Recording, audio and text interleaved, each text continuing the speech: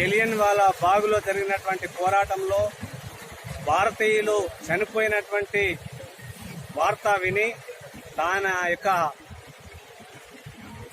బాగా చలించిపోయి బ్రిటిష్ పోలీస్ని ఇమీడియట్లీగా తన బందూకుతో కాల్చి చంపడం జరిగింది.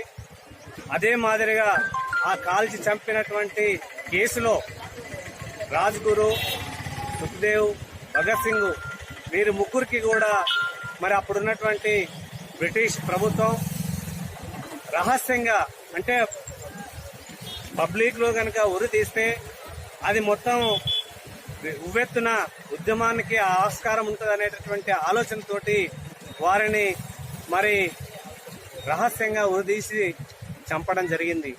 వారి యొక్క ఆశయాలు వృధా కావు.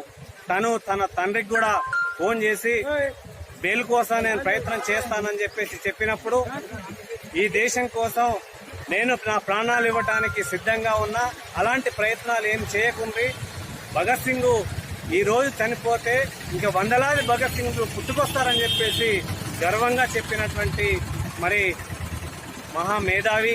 కాబట్టి ఆయన యొక్క ఆశయాల్ని భవిష్యత్తులో కొనసాగించడానికి స్ఫూర్తిగా తీసుకొని ఈ రోజు దేశంలో పాలిస్తున్నటువంటి పాలకుల విధానాలకు వ్యతిరేకంగా, ఇవాళ దోపిడీకి వ్యతిరేకంగా, పెట్టుబడిదారులకి, సామ్రాజ్యవాదులకు వ్యతిరేకంగా, కులం మతం అసమానతలకు వ్యతిరేకంగా ప్రజలందరినీ కూడా సంఘటితం చేయటానికి, బడుగు బలహీన వర్గాలందరినీ కూడా సంఘటితం చేయటానికి, ఇవాళ కార్మికులని, రైతులని, అట్లాగే ఈరోజు ప్రజలను పట్టి పీడిస్తున్నటువంటి దోపిడీ విధానాలకు వ్యతిరేకంగా, ధరలు వ్యతిరేకంగా పెద్ద ఎత్తున ఉద్యమాల్లో పాల్గొనాల్సిన అవసరం ఉంది.